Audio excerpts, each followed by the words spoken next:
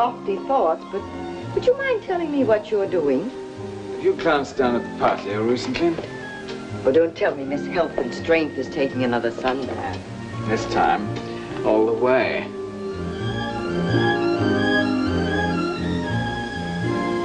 How long has she been out there? Well, I just happened to glance down. And you're just about to rush in and tell me. Well, I don't see anything wrong in observing the classic symmetry of the human form. As a matter of fact, she's one of the few people I've ever seen with perfect feet. And perfect toes. Why don't you run down there and nibble on them? Ah, shucks. She's coming in. Quick, take up seats so she won't know we've been playing peekaboo. Whoop. Sweetheart, you sit there, and I'll sit over here. Read your book. And whatever you do, don't let on how wonderful it's been to observe the classic symmetry of the human form.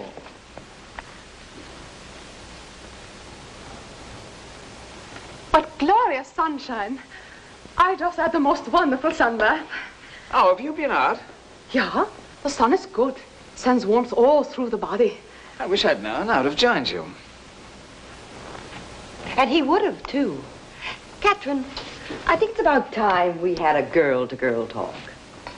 Would you mind coming in here? I'd love to.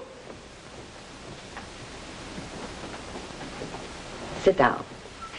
Katrin, as you know, I am Dean of Women. On occasion, it becomes necessary for me to call one of the girls into my office for disciplinary reasons.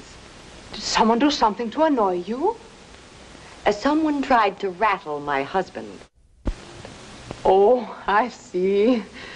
It might interest you to know that whoever it was may have shaken him a bit, but he refused to rattle. Oh, that's most reassuring. Now, I try to be a good hostess. I offered you liquor, cigarettes, the run of the house. I did not offer you the head of the house. Mrs. Derville, I'm afraid there's some misunderstanding. Do you think I want your husband? Yes, I do. Well, you are quite wrong.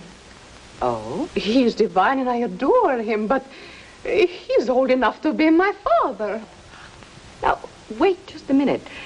I believe we have a wire crossed somewhere. If you don't want him, what are you doing with all that? All what? Well, whatever it is you keep shooting off like a bundle of skyrockets. Are you sure you don't have even a teeny design on the old gentleman? Let me put it this way. I don't want him for keeps. Just for the season. Katrin, he told me, he said you asked him, I hardly know how to put this. I don't quite understand. You must have said that you hope someday to have babies by someone as charming as Mr. Delville. No. I said I want to have a baby by Mr. Delville. Yes, sir. That's what the man said she said, and by golly, that's what she said.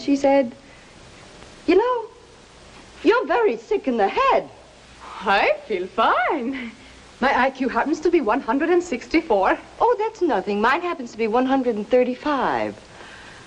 Katrin, you must help me find an explanation for your behavior. Oh, it's quite simple. Mr. Delville is a great genius, and I intend to become the mother of a perfect child. The fact that Mr. Delville has been happily married all these years is part of his genius. I heartily approve of marriage. That's encouraging. However, in Sweden, we have a more liberal attitude. About busting up homes? No, about bringing up children. The state awards an allowance to unwed mothers, and we're sensible about illegitimate children. Who knows? Perhaps I'll marry when I get back, to give the baby a father image. Why don't you marry first and give the father a baby image? I told you, I'm not quite sure I want a husband. Katrin, in this country, we are products of the Puritan Rebellion, and we're very straight-laced about marriage. And while we don't exactly limit it one to a customer, we do try to keep it down to one at a time. Do I make myself clear? I get the meaning of it. Then I want you to understand that I'm not angry. I realize that in far-off Sweden, they have a different set of ground rules. But in this neck of the woods, one does not hunt or trap without the proper license. See? Paul Delville, off limits. Fini. Am I to understand that you forbid me to borrow your husband? Borrow, beg, or steal? I appreciate your interest in the matter. But is it really up to you? Up to me. I don't mind discussing it with you if it makes you feel better.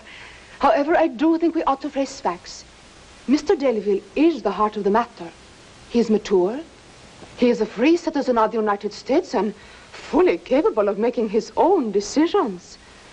I outlined my plan to him, and I must say he has reacted most favorably thus far. Oh, he has? Until I hear from him that he is off limits, I intend to proceed as scheduled. You do?